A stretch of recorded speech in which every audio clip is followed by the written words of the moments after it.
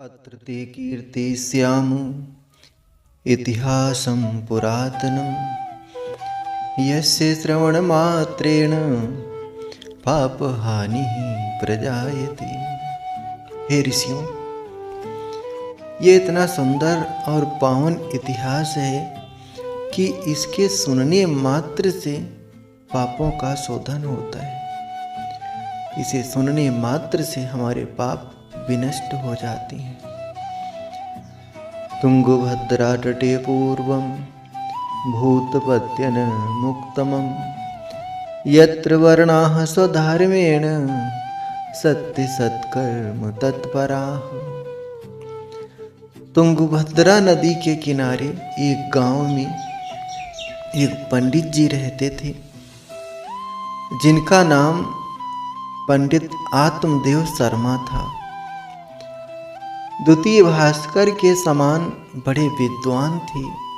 विशुद्ध ब्राह्मण वृत्ति से अपनी जीविका चलाते थे। उनकी पत्नी का नाम श्रीमती धुंधली देवी था। पति देव बेचारे जितने विद्वान और सुशील स्वभाव के थे, ठीक उसके विपरीत उनकी धर्मपत्नी थी। लोकवार्ता रता क्रूरा प्रायसो बहुजल्पिका। लोकवार्ता रता क्रूरा प्रायसो बहुजल्पिका। सूरा चाग्रह कृत्येषु कृपणा कलह प्रिया। भयंकर झगड़ालू थी। जब तक पड़ोसन से लाठी चार्ज ना हो जाए तब तक उसका भोजन ही हजम नहीं होता था। इतना खतरनाक स्वभाव था। इधर से उधर चुगली करके आपस में लोगों का झगड़ा करवाना और या फिर झगड़ा कर बैठना, ये सब विचित्र उसके स्वभाव थे। पर पंडित जी इतने सीधे और सरल थे कि उसमें भी अपना निर्वाह कर रहे थे। लेकिन दोनों दंपत्ति के मन में एक ही कष्ट था कि उनके कोई संतान नहीं थी। ब्राह्मण के मन में तो इस बात को लेकर एक दिन इतना दुख हुआ कि गृहं त्यक्त्वा वनं गताः। वो ब्राह्मण घर छोड़कर वन की तरफ चला गया और एक वृक्ष के नीचे जाकर बैठकर आंसू बहाने लगा। तब तक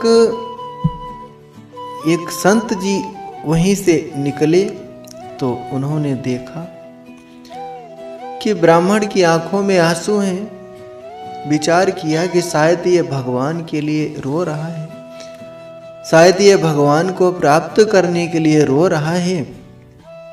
इसलिए संत जी ने सोचा कि चलो कुछ कष्ट दूर करने का प्रयास करें, कुछ इसका मार्गदर्शन करें।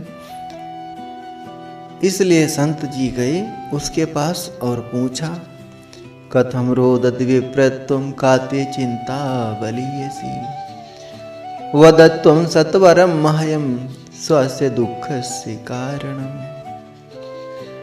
संत ने पंडित जी से पूछा, पंडित जी क्यों रो रहे हो, कौन सी चिंता सता रही है, हमें अपने दुख का कारण बताओ। ब्राह्मण ने देखा कि संत सहानुभूति दिखा रहा है तो संत जी के सन्मुख वो ब्राह्मण और मुक्त कंठ से रो पड़ा, चरणों में चिपक गया। कहा, महाराज मैं अपने मन की बात आपको क्या बताऊं, न जाने पूर्व जन्म के कितने पाप उदय हो गए।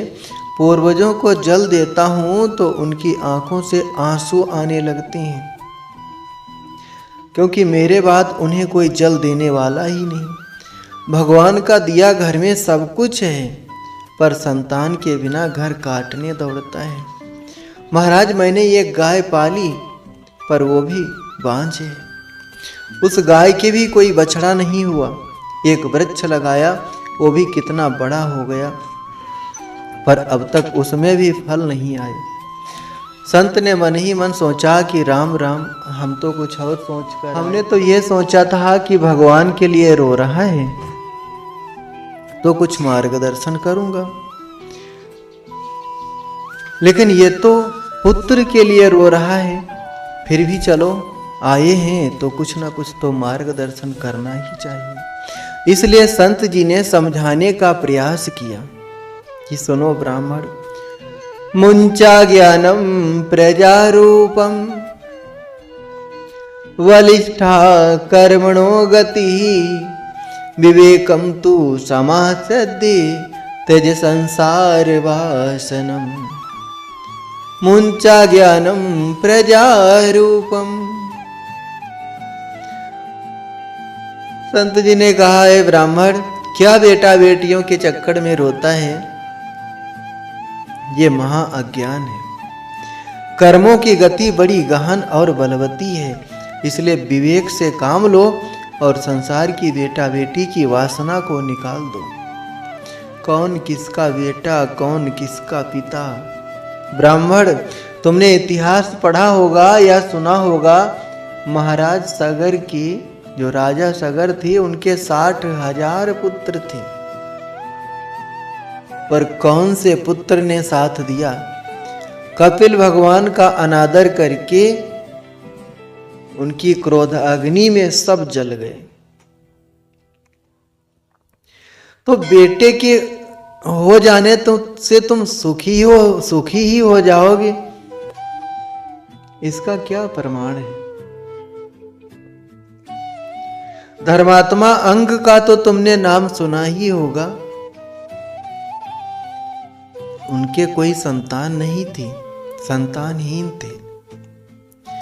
बड़े बड़े यज्ञ करवाए, तब एक वेन नाम का पुत्र हो गया जो निकल पड़ा महान नास्तिक। इतना नास्तिक था कि बाप को ही घर छोड़ करके वन में भाग जाना पड़ा। तो वही बेटे हो जाने के बाद तुम सुखी हो जाओगे, इसकी क्या गारंटी है? आत्मदेव ब्राह्मण ने कहा कि सुनो महाराज, ये प्रवचन देना तो हमें भी आता है। अरे हम भी पढ़े लिखे हैं। आप बाबा बैरागी बेटे के सुख को क्या जानो? आप तो सन्यासी ठहरे। छोटे छोटे बच्चे जब पापा पापा कह के घर में तुतला कर मीठी मीठी बातें करते हैं तो कानों में रसगुल्ला सा घुल जाता है। इतना आनंद आता है कि बता नहीं सकते महाराज। उस तोतली वाणी को सुनने के लिए मेरे कान कब से तरस रहे हैं। महाराज, मुझसे बात करने वाला मेरे घर में कोई बच्चा ही नहीं, कोई बालक ही नहीं। छोटे छोटे बच्चों की किलकारियों से गूंजते हुए घर गृहस्थी का आनंद ही कुछ अनोखा होता है। महाराज, मुझे आपका कोई प्रवचन नहीं सुनना है, मुझे तो बेटा चाहिए। संत जी समझ गए कि इसके सिर पे बेटे का भूत सवार है, इस समय यह कुछ नहीं मानेगा। संत जी बोले कि सुनो ब्राह्मण, मैंने तुम्हारे ललाट की रेखाओं को पढ़ लिया है। तुम्हारे मस्तिष्क पर तो स्पष्ट लिखा है कि सुनो विप्र मया ते दे प्रारब्धम तु विलोकितम। सुनो विप्र मया ते दे प्रारब्धम तु विलोकितम। सप्त जन्म अवधि तव पुत्रो नैव चा। तुम आज की बात छोड़ दो, 7 जन्म तक तुम्हें कोई संतान नहीं होगी। इतना सुनते ही ब्राह्मण का दुख और बढ़ गया। जोर से सिर उठाकर संत जी के चरणों में पटका। संत जी घबराए, ए ब्राह्मण क्या कर रहे हो, मर जाओगे। ब्राह्मण ने कहा, मरने के लिए तो मैं बैठा ही था। अरे अपने दुख से तो मैं वैसे ही मर रहा था, आपने दुख दूर करने की बजाय बढ़ा और दिया। अरे मैं तो इसी जन्म के लिए रो रहा था, आपने 7 जन्म का हिसाब सुनाकर मेरा दुख और बढ़ा दिया। अब या तो मुझे बेटा दो नहीं तो दूसरी बार इतनी जोर सिर पटकूंगा कि मेरे तो प्राण ही निकल जाएंगे। मैं तो निश्चित मर ही जाऊंगा, लेकिन आपको ब्रह्म हत्या लगेगी। विवेकेन भवेत किम में पुत्रम देहि बलादपि नो चेत्यजाम्यहम प्राणास तो दग्रे शोक मूर्छिता। संत जी घबराए, धड़कन तेज हो गई। हे भगवान, हमने ये व्यर्थ की ब्रह्म हत्या मोल ले ली, अब ये कहता है कि इसकी मृत्यु का कलंक हमें लगेगा। कहा, भैया मैंने तेरा क्या बिगाड़ा। सोच विचार कर संत जी ने कहा कि सुनो, ऐसा ना करो। जब विधाता ने तुम्हारे ललाट पर संतान योग नहीं लिखा तो मैं कहां से दूंगा। ब्राह्मण बोला, कहीं से भी दो महाराज। मुझे इतना विश्वास है कि संतों के वचन पर विधाता को भी विचार करना पड़ता है। संत चाहें तो विधाता के विधान को पलट दें। मुझे पुत्र दो महाराज, बगैर पुत्र के गृहस्थ जीवन बेकार है। पुत्रादि सुखहीनोऽयं संन्यासः शुष्क एव हि। पुत्रादि सुखहीनोऽयं संन्यासः शुष्क एव हि। गृहस्थः सरसो लोके पुत्र पौत्र समन्विताः। गृहस्थाः सरसो लोके पुत्र पौत्र समन्विताः। संत जी समझ गए कि ये छोड़ने वाला नहीं है, इसलिए भगवान का नाम लेकर अपनी झोली से एक फल निकाला और ब्राह्मण के हाथ में थमा दिया। कहा कि जाओ, तस्याग्रहं समालोक्य फलमेकं सदत्तवान्। तस्याग्रहं समालोक्य फलमेकं सदत्तवान्। इदं भक्षे पत्न्यत्वं ततः पुत्रो भविष्यति। ये फल लेकर अपने घर जाओ और अपनी धर्म पत्नी को खिला देना। मुझे विश्वास है कि भगवान ने चाहा तो निश्चित ही उसके बेटा हो जाएगा। बस इतना सुनते ही वो ब्राह्मण खुशी के मारे उछल पड़ा। बस बस महाराज, काम बन गया। अब जल्दी ये बता दो कि कुछ नियम तो नहीं पालने पड़ेंगे। संत जी ने कहा कि हाँ हाँ, नियम तो कुछ पालने पड़ेंगे। क्या? सत्यम शौचम दया दानम एक भक्तम तु भोजनम वर्षा अवधि स्त्रिया कार्यम तीन पुत्रोति निर्मलाः। सत्य बोलना, एक समय भोजन करना, पवित्रता से रहना, जीवों पर दया करना, किसी से लड़ाई झगड़ा ना करना, वर्षा अवधि स्त्रिया कार्यम। जब माताएं गर्भवती हो जाएं तो उन्हें चाहिए कि पति पत्नी अलग अलग रहें।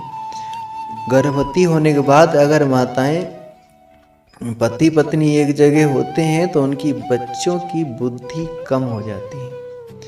इसलिए वर्षा अवधि स्त्रिया कार्यम, एक वर्ष तक स्त्रिया कार्यम अलग अलग। सत्यम शौचम, सत्य बोलना, शौच यानी पवित्रता से रहना। अपवित्र अगर रहेंगी तो बच्चे भी तो वैसे ही होंगे। सत्यम शौचम दया दानम, जीवों पे दया करो और जितना हो सके उतना जरूरतमंद को दान करो। दया दानम एक भक्तम तु भोजनम। माताएं जब गर्भवती होती हैं तो कहीं कहीं देखने को मिलता है कि इतना खाती हैं और पता नहीं क्या क्या खाती हैं, फिर उसका बच्चे पे बहुत प्रभाव पड़ता है। एक भक्तम तु भोजनम, एक वक्त भोजन और उसके बाद फलाहार। जितना हो सके फलों का सेवन करो तो बच्चों की बुद्धि दिव्य और निर्मल और बच्चे भी सुंदर होते हैं।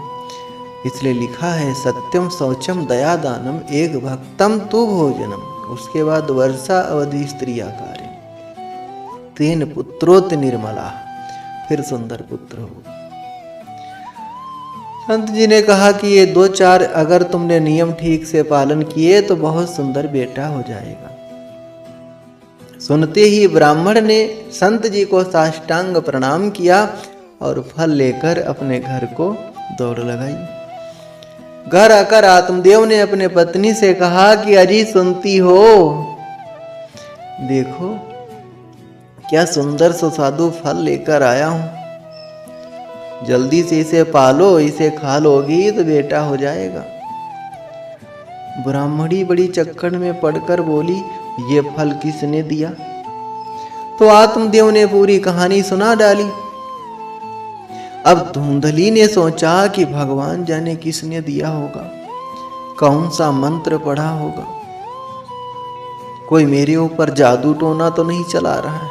मैं तो बहुत सोच विचार के ही काम करती हूँ, ऐसे ही इनकी तरह आंख मूंद कर किसी पे विश्वास नहीं करती। पंडित जी से फल तो ले लिया, पर ब्राह्मणी बोली कि महाराज आप अपना काम करो, मैं भी शुद्ध पवित्र होकर तब इस फल को खाऊंगी।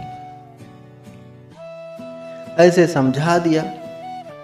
अब फल देकर पंडित जी तो चले गए और आस पड़ोस के अपने मित्रों से जाके कहने लगे कि देखना, आज के 9 महीने के बाद हमारे घर में भी किलकारियां गूंजेंगी। अब इधर देवी जी फल लिए बैठी, हे भगवान खाऊं कि ना खाऊं। इतने में पड़ोसन आ गई। बोली, बहन धुंधली ये बैठी बैठी क्या सोच रही है? धुंधली ने पूरी कहानी सुनाते हुए कहा कि बहन मैं बड़ी चक्कर में पड़ गई हूं, आज मेरी समझ में ही नहीं आ रहा है कि इस फल को खाना चाहिए कि नहीं खाना चाहिए। पड़ोसन ने कहा कि इसमें सोचने की क्या बात है, अरे तेरे तो भाग्य खुल गए, जो संत की कृपा से तुझे फल मिल गया। अब इसे जल्दी से खा ले, तू मां बन जाएगी। धुंधली बोली, बहन अगर मैंने सच में फल खा लिया तो मैं गर्भवती हो जाऊंगी, और कहीं मैं अगर सच में गर्भवती हो गई तो ये बता कि जब मेरे पेट में बच्चा होगा तो मेरा भोजन कम नहीं हो जाएगा,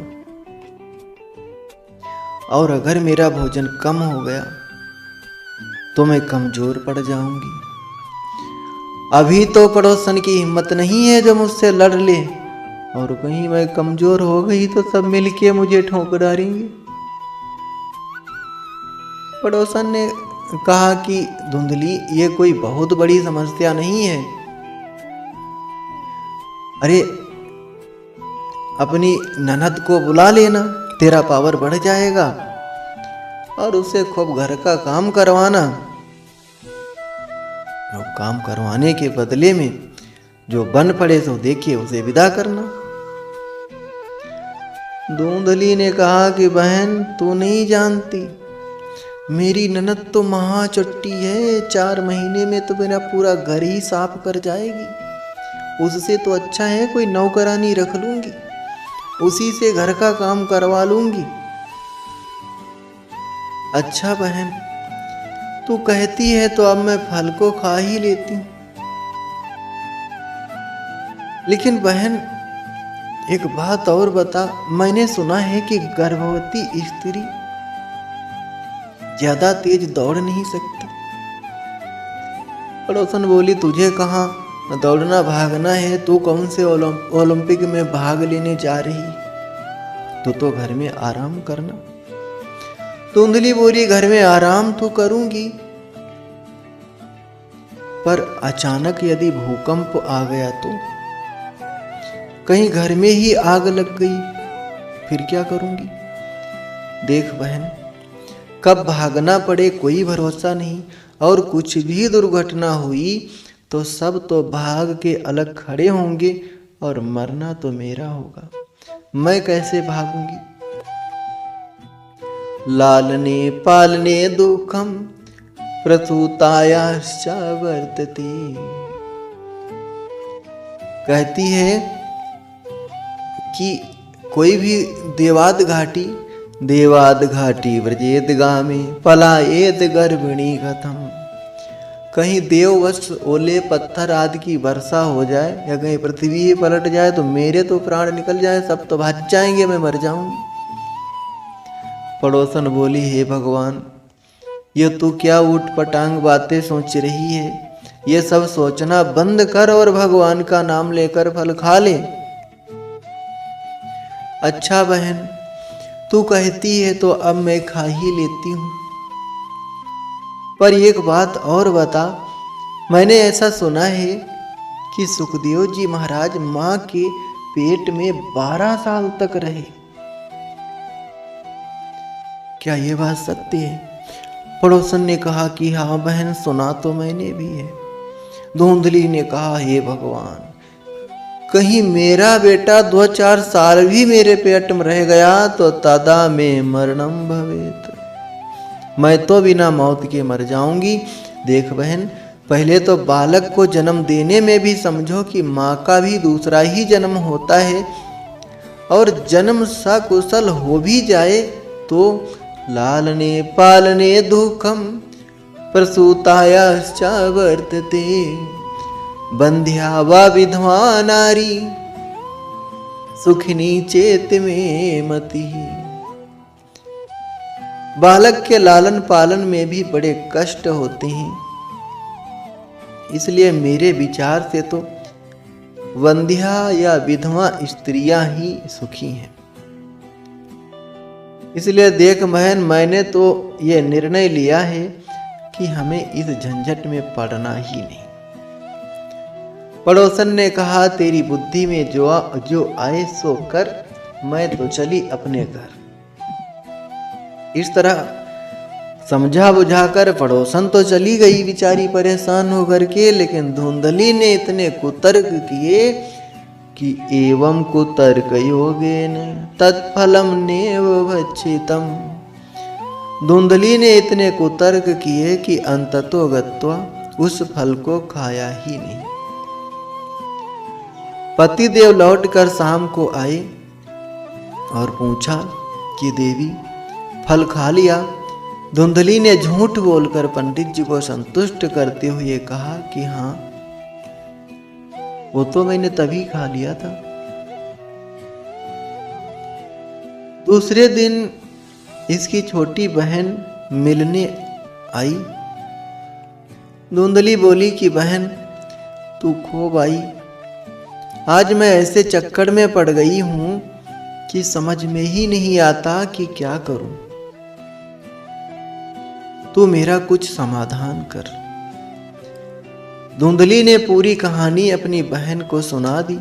अब छोटी बहन तो यही चाहती थी कि इसके कोई संतान ना हो, और मेरे कई बच्चे हैं, एक बच्चा इसे दे दूंगी तो इसकी संपत्ति मेरी हो जाएगी। छोटी बहन ने माथा और खराब कर दिया। ए बहन, बातों में मत आ जाना, ये बाबा बैरागी दुनिया को पागल बनाते फिरते हैं, कहीं फल खाने से भी बेटे होते हैं, सब बकवास है। अरे तुझे थोड़ी से भी अगर सच्चाई मालूम पड़ती है तो इस फल का प्रयोग तू अपनी गाय के ऊपर क्यों नहीं करती? बरसों से ये गाय तेरे द्वार पर बंधी है, इस फल को गाय को खिला दे, देखें क्या होता है। और रही तेरी बात तो तू अपनी फिक्र मत कर, इस समय मैं गर्भवती हूं, अगली बार मेरे जो भी बेटा होगा वो तुझे दूंगी, तेरा ही पक्का। रही बात मेरे पति देव की, तो थोड़ा सा धन दे देना, उनके मुख पे मार दूंगी, उनका मुख बंद हो जाएगा। क्या तुझमें और मुझमें कोई फर्क है? धुंधली ने कहा, वाह बहन है हो तो तेरे जैसी, तूने तो मेरी समस्या एक क्षण में ही दूर कर दी। देख बहन, बेटा जरूर दे देना। धुंधली ने कहा, तो उसकी छोटी बहन ने कहा कि तू फिक्र मत कर, बस होने दे। इस तरह समझा करके वो चली गई। समय व्यतीत हुआ, उसकी छोटी बहन के पुत्र हुआ, ला करके धुंधली को दे दिया। और जो वो फल दिया था पंडित जी ने, वो धुंधली ने गाय को खिला दिया। अपनी छोटी बहन का पुत्र लेकर के पंडित जी को दिखा दिया कि देखो महाराज, बेटा हुआ है। ठीक उसके 3 महीने बाद जिस गाय को फल खिलाया था उसके भी पुत्र हुआ। सर्वांग सुंदरम दिव्यम निर्मलम कनक प्रभम। परम सुंदर कनक कांति उस बालक की थी। गांव वालों को पता चला तो देखने वालों की भीड़ लग गई। पंडित जी बधाई हो, भगवान देते हैं तो छप्पड़ फाड़ कर देते हैं। कहां तो एक भी पुत्र नहीं था, अब देखो गाय ने भी बेटा दे दिया, 2 बेटे हो गए। भाग्य उदयो धुना जात आत्मदेव से पश्यत धेनवा बालः प्रसूतस्तु देवरूपीति कौतुकम। भाग्य उदयो धुना जात। विधाता का कौतुक तो देखो, ये गाय ने मानव पुत्र को जन्म दिया। हमारे पंडित जी का तो भाग्योदय हो गए। लोगों ने खूब बधाइयां दी, बड़ा भारी उत्सव मना। पंडित जी ने नामकरण संस्कार किया। गाय के पुत्र के कान गाय जैसे हैं, इसलिए उसका नाम गोकर्ण रखा। अपने बेटे का बढ़िया सा नाम सोच रहे थे कि धुंधली खड़ी हो गई। सुनो जी, 9 महीने कष्ट मैंने भोगे हैं, तो नाम भी मैं ही रखूंगी। पंडित जी ने कहा कि ठीक है देवी, बोलो क्या नाम रखना है। धुंधली ने कहा कि जी मेरा नाम धुंधली है तो मेरे पुत्र का नाम धुंधकारी होना चाहिए। पंडित जी ने कहा ठीक है भाई, जैसी तुम्हारी इच्छा। इस तरह नामकरण संस्कार संपन्न हुआ। समय बीता, धीरे धीरे दोनों बालक बड़े हुए तो ख्याति दोनों ने ही प्राप्त की, लेकिन एक हुआ विख्यात तो दूसरा हुआ कुख्यात। गोकर्णाः पंडितो ज्ञानी धुंधकारी महाखलाः। गोकर्णाः पंडितो ज्ञानी और धुंधकारी महाखला।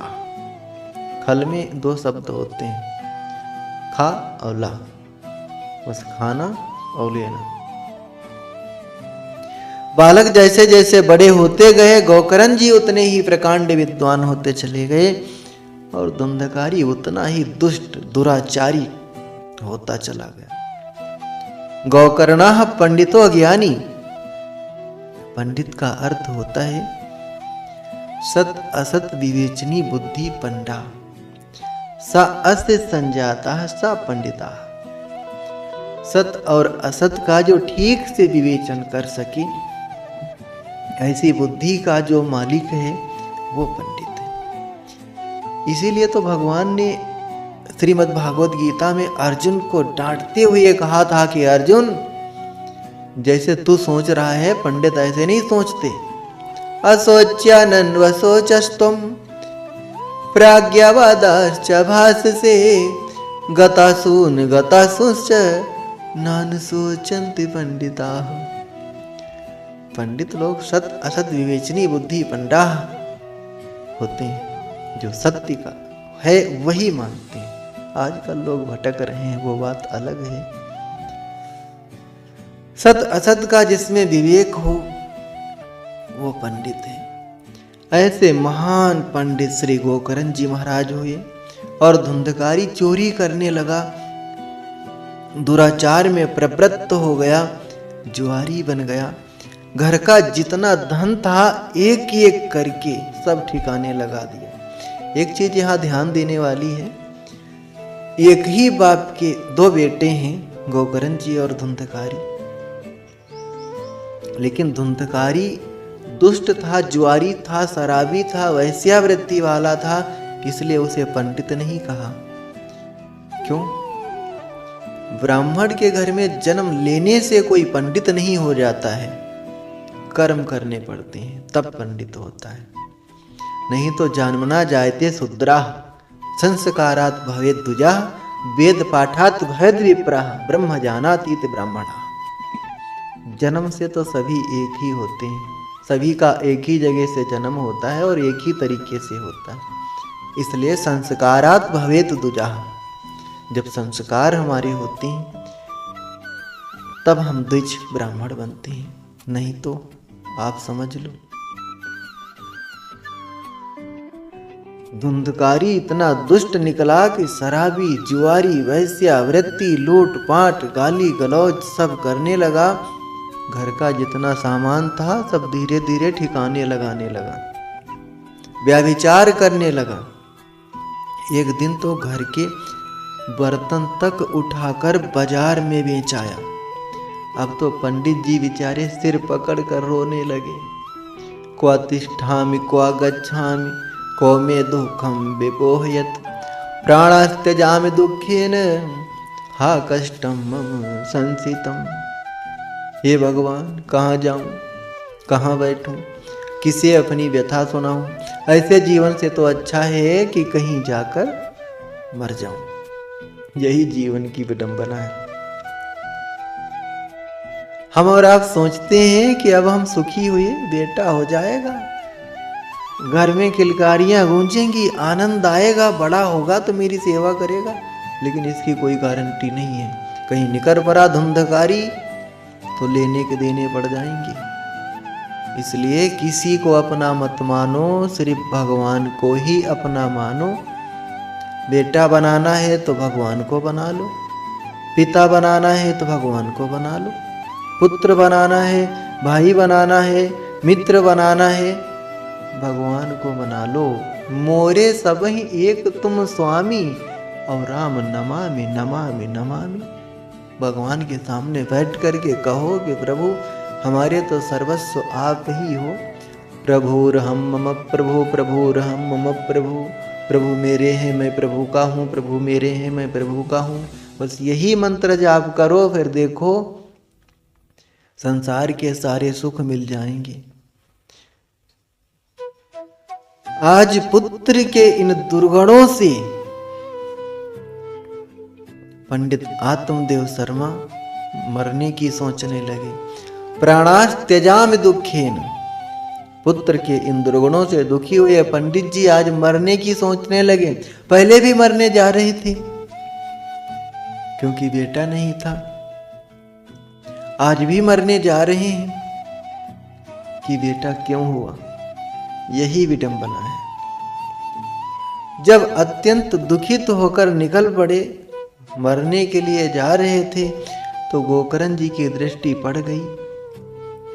पिताजी की मना स्थिति को समझकर एकांत में बैठाया और समझाने लगे कि पिताजी ये बताइए आपको संसार में सुखी कौन दिखाई दे रहा है। ये संसार दुखालय है, आशाश्वतम दुखालयम। सुख का केवल भ्रम है। पिताजी हमारी आपकी तो बात छोड़ दीजिए, तीनों लोकों के अधिपति इंद्र से ही पूछिए तो वो भी परेशान है। चक्रवर्ती के गद्दी पर जो बैठा है वो भी दुखी है। न चेन्द्र से सुखम किंचिन न सुखम चक्रवर्तिनः सुखमस्ति विरक्तस्य मुनिरेकांत जीवनः। पिताजी संसार में सभी दुखी हैं। कोई तन दुखी, कोई मन दुखी, कोई धन बिन रहत उदास। कोई तन दुखी, कोई मन दुखी, कोई धन बिन रहत उदास। थोड़े थोड़े सब दुखी और सुखी राम के दास। सब दुखी। ये संसार दुख रूप ही है। सुखी तो केवल वही है जो सबसे विरक्त होकर एकांत में भगवत भजन में मस्त हो गया। जिसके मन में कोई कामना वासना शेष नहीं रह गई, वही महापुरुष इस संसार में सुखी है। जीव स्नेह के पास में बंधा हुआ इस संसार के अंधकूप में पड़ा हुआ है। बुद्धिमान वही है जो इस कुएं से अपने को निकाल ले। आत्मदेव ने पूछा, बेटा तो मैं क्या करूं? मैं भी इस संसार से मन हटाना चाहता हूं, पर मन हटता ही नहीं। गोकर्ण जी कहते हैं उसका उपाय हम बताते हैं, ध्यान से सुनो।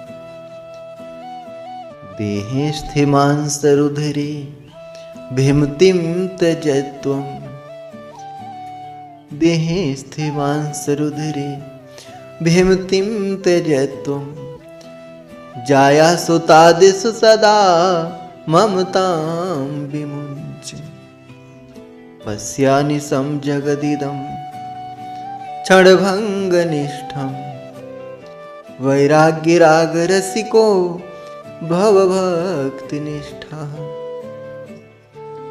धर्मं भजस्व सततं त्यज लोक धर्मान्, सेवस्य साधु पुरुषान् जेहि काम तृष्णाम्, धर्मं भजस्व सततं त्यज लोक धर्मान्, सेवस्य साधु पुरुषान् जेहि काम तृष्णाम्, अन्यस्य दोष गुण चिंतन मास मुक्त्वा, सेवा कथा रसमहो नितरां पिबतुम्, अन्यस्य दोष गुण चिंतन मास मुक्त्वा, सेवा कथा रसमहो नितरां पिबतुम्। गोकर्ण जी कहते हैं, पिताजी ध्यान से सुनिए। जीव को संसार में बांधने की दो रस्सियां हैं। उन रस्सियों के नाम है अहमता और ममता। देह में अहमता और देह के नातों में ममता, इन दो रस्सियों में जीव बंधा हुआ है। ये पांच भौतिक देह जो पंचायती धर्मशाला है, इस धर्मशाला में अब हमने कमरा बुक कर लिया है तो भाई आराम से रहो, पर उस पर आधिपत्य स्थापित करने का प्रयास मत करो, क्योंकि ये पंचों की धर्मशाला है, इस पे किसी का कब्जा नहीं हो सकता। एक दिन धक्के मार कर निकाले जाओगे। इन पंच तत्वों ने यह धर्मशाला बनाई है, ये पंचायती धर्मशाला है। चित जल पावक गगन समीरा, पंच रचित यह अधम शरीरा। पंचायती धर्मशाला है, इसे पंच तत्वों ने अपना अपना अंश दान करके बनाया है। हम लोग प्रेम से रहें, पर हम लोग तो कब्जा ही कर बैठे। कोई एक बार रहने के बाद इसे खाली करना ही नहीं चाहता। इसलिए पिताजी, देह पर बारंबार विचार करने से देहाशक्ति छूट जाती है। ये शरीर मांस, मैद, मंजा, स्नायु आदि से निर्मित है। सुबह हम जो भोजन करते हैं वो शाम तक दिष्टा बन जाता है। ऐसी वस्तुओं से यह बना हुआ शरीर कितने दिन तक चलेगा? इसलिए पिताजी, अहंता और ममता की रस्सी को त्याग कर इस जगत को अनित्य, नाशवान और क्षणभंगुर समझो। एक पल का भी भरोसा नहीं। पिताजी, संसार में राग करके क्या मिला ये तो आप देख चुके हैं। संसार से प्रेम करके आपको क्या मिला? सांसारिक लोगों से आपने प्रेम किया, लगाव किया, तो आपको क्या मिला? देख चुके हो। अब वैराग्य से क्या मिलता है उसका भी तो आनंद लेके देखो। क्या जिंदगी भर लोन दाल तेल लकड़ी में ही पड़े रहोगे? भजन भी करके देखो कितना आनंद आता है।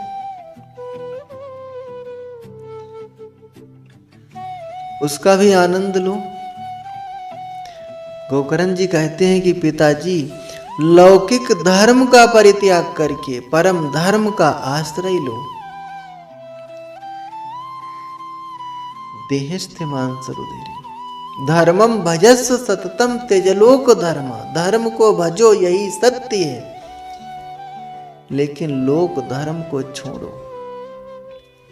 मातृ देवो भव, पितृ देवो भव, आचार्य देवो भव, ये सब लोक धर्म है, इन्हें निभाओ, निभाना ही चाहिए।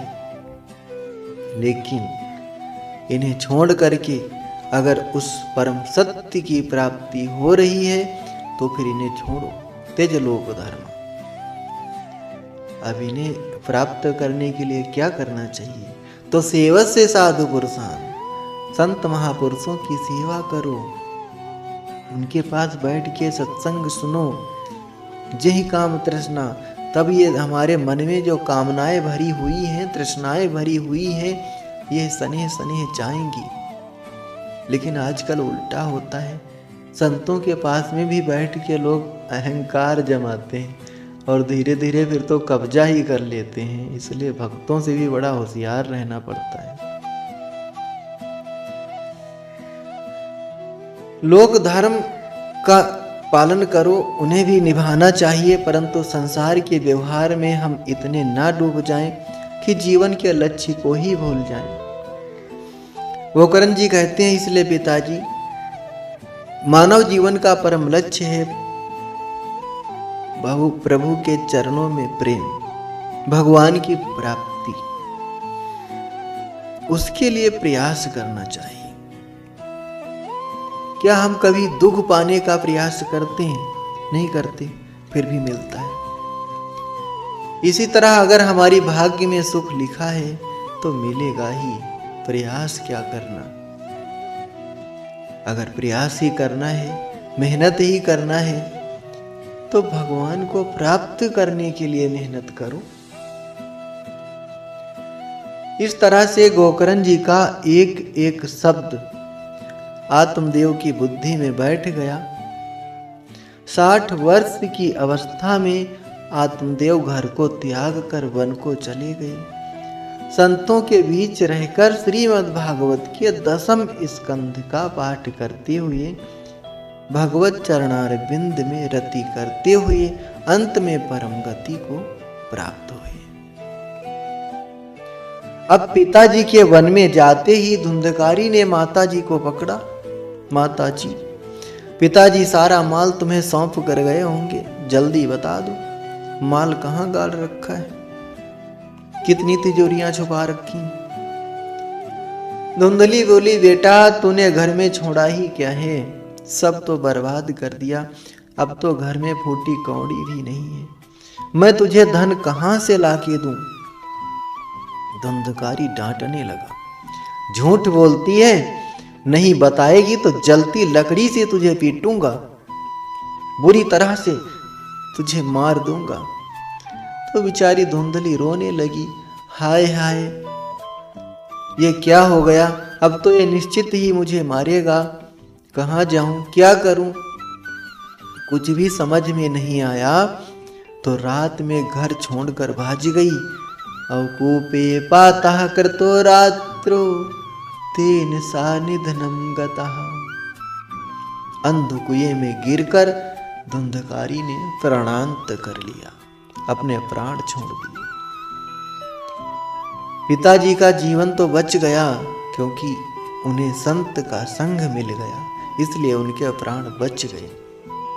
और धुंधकारी ने जीवन में कभी भी सत्संग नहीं किया था, इसलिए जब विपत्ति आई तो मुझे दिखाई ही नहीं पड़ा कि क्या करना चाहिए, प्राण ही छोड़ दिए। इसलिए मैं हमेशा कहता रहता हूं कि मेरे भाई, जितना हो सके सत्संग करो। जब चारों तरफ से अंधेरा ही अंधेरा दिखाई देने लगे तो किसी संत का सानिध्य करो, फिर देखो हमारे जीवन में प्रकाश आएगा, हमें कोई ना कोई मार्ग मिलेगा।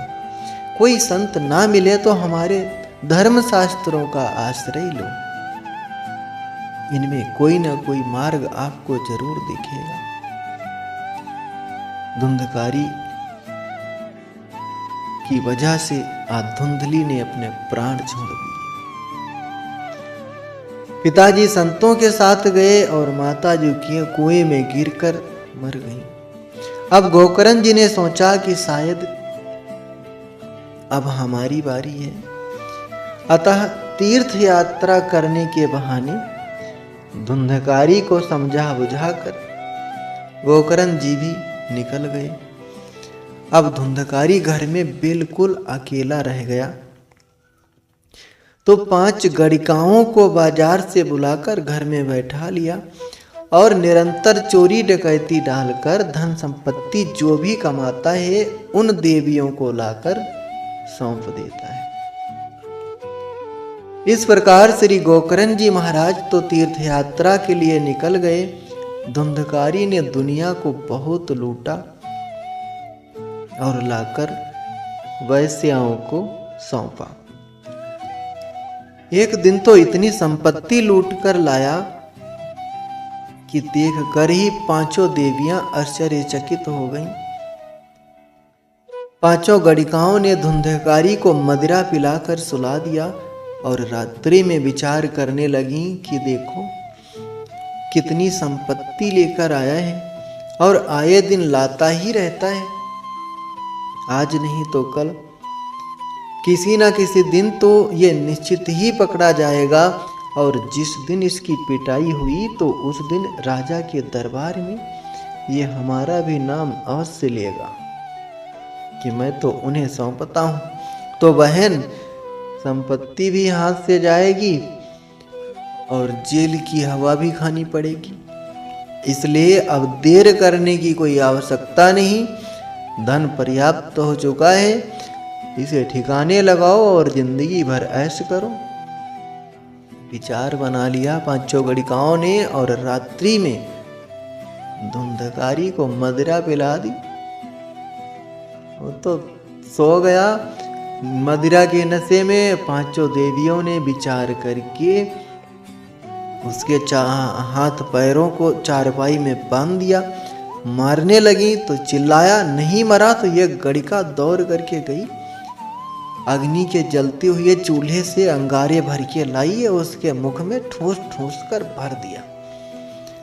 अग्नि ज्वाला अति दुखेन व्याकुलो निधनम गतः। आग के अंगारों से विकल होकर तड़प तड़प कर धुंधकारी मर गया। तो गणिकाओं ने गड्ढा खोदकर उसके शव को गाड़ दिया और धन का बंटवारा करके 5 अपने अपने घर को चली गईं। सनकादिक ऋषि कहते हैं कि नारद जी, जो स्त्रियां धन से प्रेम करती हैं ऐसी देवियों पे कभी भरोसा नहीं करना चाहिए।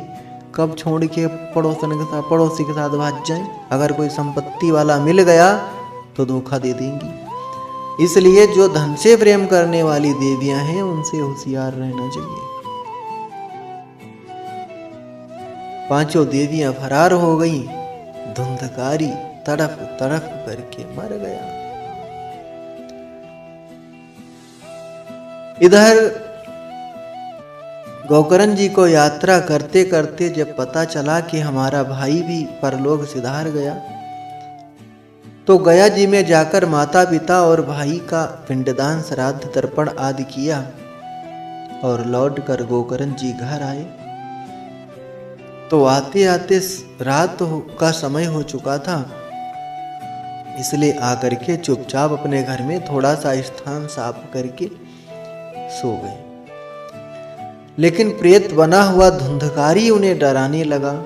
सक्रिन में सह सक्रित धस्ति सक्रिश्चा महिषो भवत। सक्रिन में सह सक्रित धस्ति सक्रिश्चा महिषो भवत। सक्रिद इंद्रः सक्रिश्चाग्नि पुनश्चा पुरुषो भवत। गोकर्ण जी को अचानक एक भेड़ का बच्चा दिखाई पड़ा। उसे ध्यान से देख ही रहे थे कि अचानक वही भेड़ का बच्चा हाथी बन गया, फिर भैंसा बन गया, फिर मानव बन गया, फिर जोर जोर से रोने लगा। गोकर्ण जी ने सावधान होकर उससे पूछा, कस्वस्तम, कौन हो? लेकिन वो जोर जोर से रोता रहा पर बोला कुछ नहीं, सिर्फ संज्ञा मात्रम चका रहा, केवल इशारा करता है, बोल नहीं पा रहा।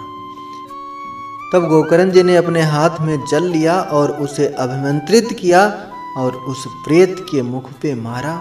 तब वो बोल पड़ा, अहम भ्राता तुदीयोस्मि धुंधकारी ते नामता स्वकीये नेव दोषेण ब्रह्मत्वं नासितं मया स्वकीये नेव दोषेण। भैया, मैं तो तुम्हारा ही भाई धुंधकारी हूं। मैं अपने ही दोषों के कारण आज ब्रह्मत्व को समाप्त करके भयंकर प्रेत बना भटक रहा हूं। कितने पाप किए, कितने दुष्कर्म किए, इसकी कोई गणना नहीं कर सकता। उन पापों का परिणाम ये है कि आज प्रेत बना भटक रहा हूं। अब मैं केवल वायु भक्षण करके जी रहा हूं। भाई, अहो बंधो कृपा सिंधो भ्रातर्मामस मोचय। भाई, आप तो साक्षात करुणामय कृपामय हो, मुझ पर अनुग्रह करो, मुझे इस भयंकर पीड़ा से मुक्त करो। गोकर्ण जी अपने भाई की इस विकलता और पीड़ा को देखकर बोले कि भैया, मुझे जब आपके बारे में पता चला तो मैंने गया जी में आपका विधिवत श्राद्ध किया है, तर्पण किया है। तत्कथम नियो मुक्तोसी, फिर तुम्हारी मुक्ति क्यों नहीं हुई? धुंधकारी ने कहा कि गया जी में एक नहीं 100 पिंडदान भी करोगे तब भी कुछ नहीं होने वाला।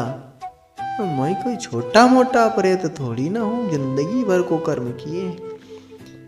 गया श्राद्ध सते नापि मुक्तिर्मे न भविष्यति उपाय मा परम किंचित त्वं विचारे सांप्रतम। गया जी में एक नहीं 100 पिंडदान भी करोगे तब भी कुछ नहीं होने वाला है, क्योंकि मैं भयंकर प्रेत हूं। गोकर्ण जी ने कहा कि ठीक है, हम तुम्हारा कल्याण सुनिश्चित रूप से करेंगे, लेकिन इस समय तुम चले जाओ। आश्वासन प्राप्त करके धुंधकारी तो अदृश्य हो गया। गोकर्ण जी को अब रात भर चिंता की वजह से नींद नहीं आई। प्रातः काल होते ही ब्राह्मणों को बुलाकर परामर्श लिया।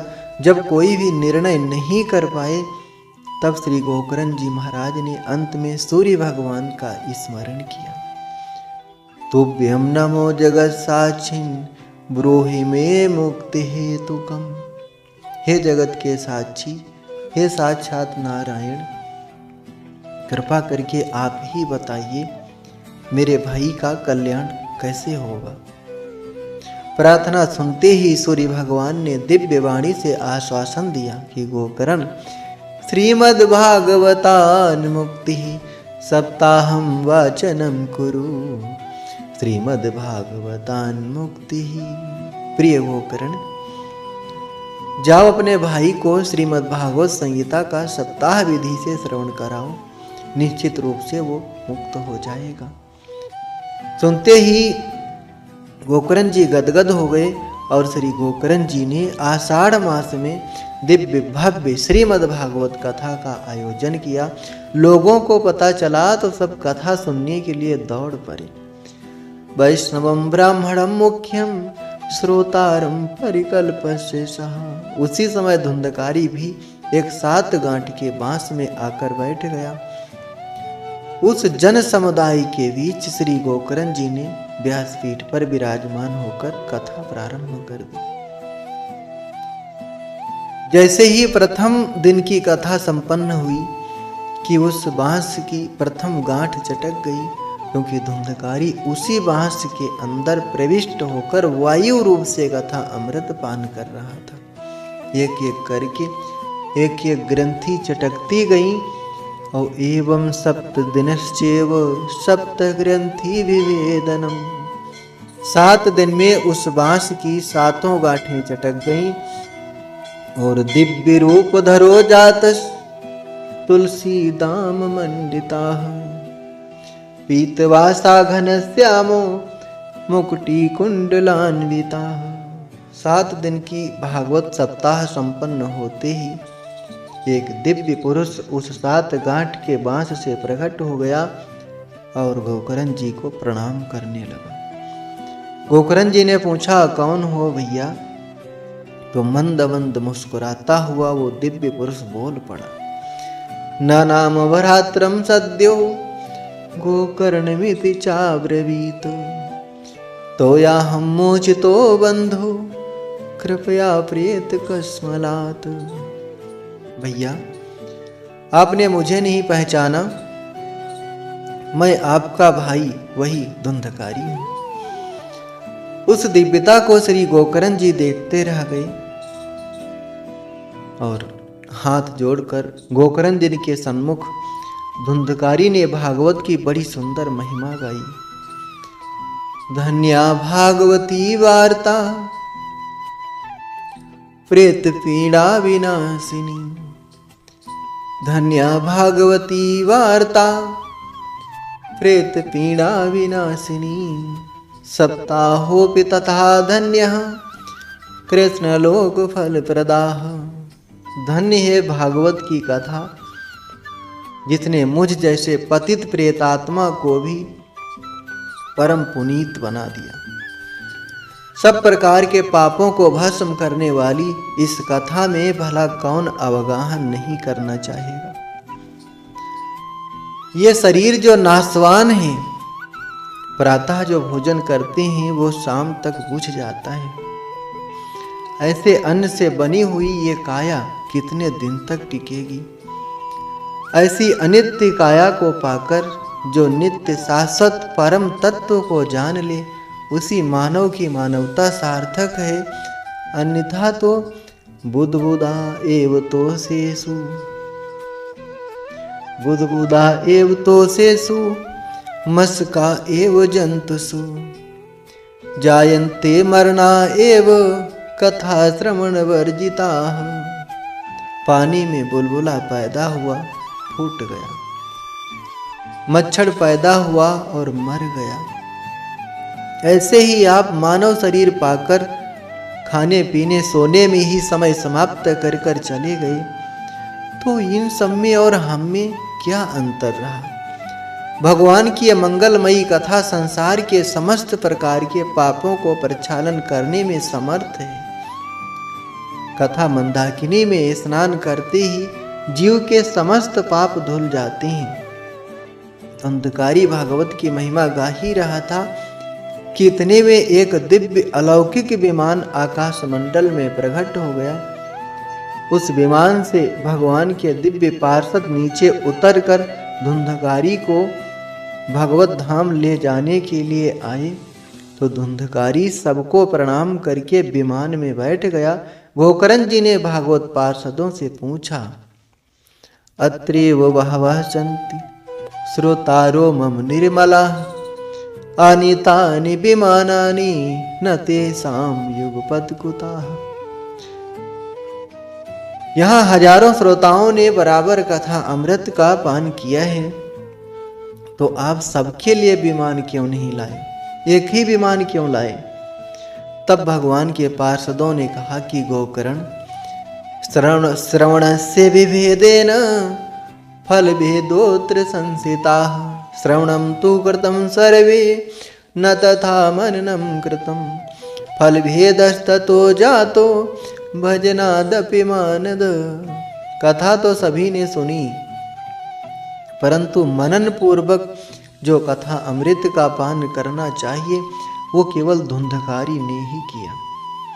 कुछ लोग समय पास के लिए ही कथा में आते हैं, कुछ लोग छिद्रान्वेषण करने आते हैं, कोई कमी मिले तो मैं टोक दूं, तो कोई व्यवहार निभाते हैं, परंतु वास्तव में जो आत्म कल्याण की भावना से कथा अमृत पान करते हैं, निश्चित रूप से उनका कल्याण होता है। पर यह भावना तो केवल धुंधकारी में थी। पार्षद विमान को लेकर धुंधकारी के साथ चले गए, पर सभी श्रोता उदास हो गए।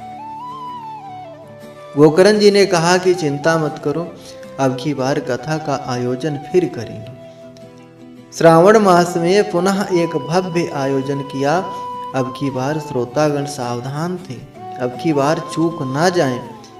तो गोकर्ण जी ने जब सप्ताह संपन्न किया तो जितने श्रोता थे उतने ही विमान प्रकट हो गए। स्वयं भगवान श्री कृष्ण ने गोकर्ण जी को हृदय से लगा लिया। अयोध्यावासिनाः पूर्वं यथा रामेण संगताः तथा कृष्णेन ते नीता गौलोकं योगी दुर्लभं तथा कृष्णेन ते नीता। जैसे श्री राघवेंद्र प्रभु के साथ समस्त अवधपुरवासी उनके परम धाम को गए थे, उसी तरह आज गोकर्ण जी के साथ श्रोता समुदाय भगवान के परम पद को प्राप्त हो। सनकादिक कहते हैं, अब बताइए नारद जी, आप कह रहे थे कि कैसे कैसे पापी तर जाते हैं, तो अब तुम ही बताओ। धुंधुकारी जैसा प्रथम श्रेणी का महापापी जो प्रेत योनि में पड़ा हुआ था, वह भी कथा अमृत पान करके परम पावन बन गया। तो छोटे मोटे प्रेत तर जाएं तो कौन से आश्चर्य की बात है। देव ऋषि नारद प्रसन्न हो गए और उनकी शंका का समाधान हो गया।